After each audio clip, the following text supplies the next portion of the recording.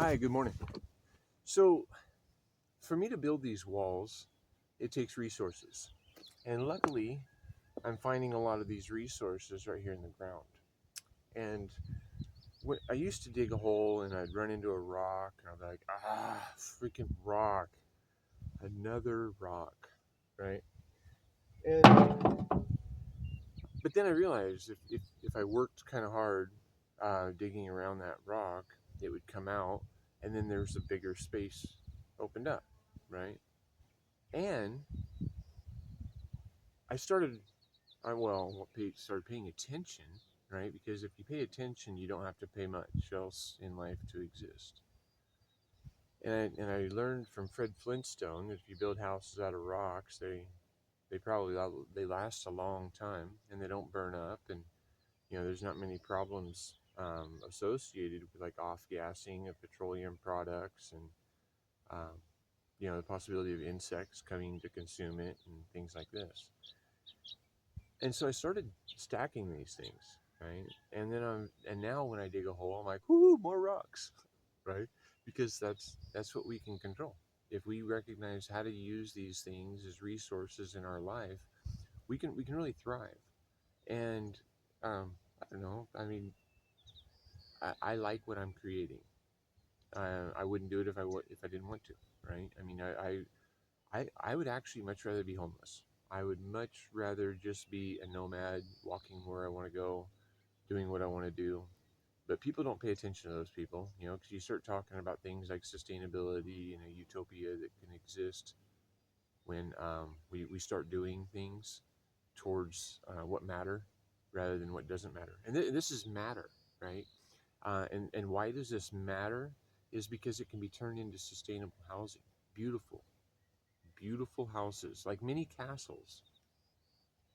And you don't have to pay so much money every month to exist, right? Because why why are we paying $1,500 or $2,000 a month for an apartment right next to somebody else, and you don't even have a parking spot that's convenient right next to your door? Or maybe you do, maybe you've paid extra money for that. But what if we made an exodus from the cities, and we come together as communities, and we buy properties, outside of the cities, because this is what people used to do, and people are still doing it. It makes sense. And so what I introduce to people here at the Apocalyptic Ashram Hawks Haven is the ability of using resources that are naturally available to you. And some of them you might go to the city and recognize that some of the trash that they create there are resources too, right? Because a glass bottle, if it were, um, if it had an IP, like a UPC sticker or whatever, the little black and white, bar codes, it would be probably like $3 at Home Depot, for a decorative glass brick. But that glass brick looks a lot like a glass bottle, right? And a glass bottle is very strong, and if you put a little bit of mortar in between it, then um, you can have a wall, right? And when you have a wall, then and if the wall is strong enough, it can support a roof, a shelter, right? Do we really need to everybody have their own apartment with their own shower and their own toilet and their own sink and their own kitchen and their own laundry? Um, or can some of those things be a shared commodity or a shared utility? And could it be done in a way that is more efficient? Because every shower that is in a house, depending on how many people are in it, it might be getting used only 20 minutes or 30 minutes a day. The rest of the time it goes unused. And if people were just a little more flexible in how they do their schedules, they could probably make a single shower work for a whole community. So anyway, this is what I do here. And I love when people come to visit, because I share what I've learned from the land, as people call it wisdom, right? I mean, I never thought myself to be wise. I mean, I ran out and, oh, I rode my bicycle in front of a Ford Bronco when I was 14, right? That's not too smart. I didn't, do it on purpose, but I should have looked left and right 3 times because 2 wasn't sufficient. So anyway, you can fast forward this section if you want, or you can just see what it takes in real time for me to harvest the rocks to deliver to the walls that I'm creating. And typically I've just been doing those in time lapse because it's easy, honestly. I'm not much. I don't really care about.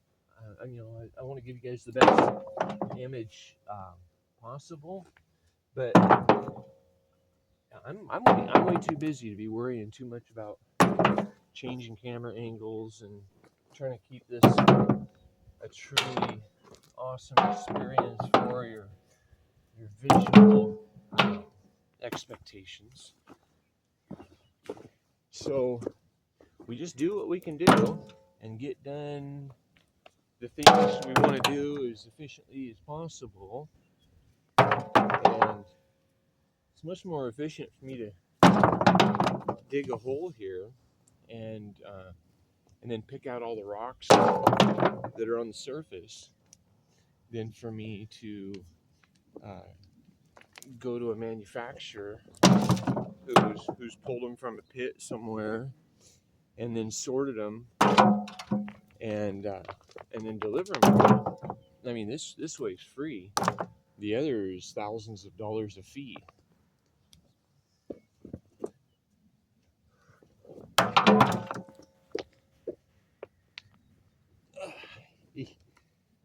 Yeah. Okay, so that's a big one. Wiggle out of there.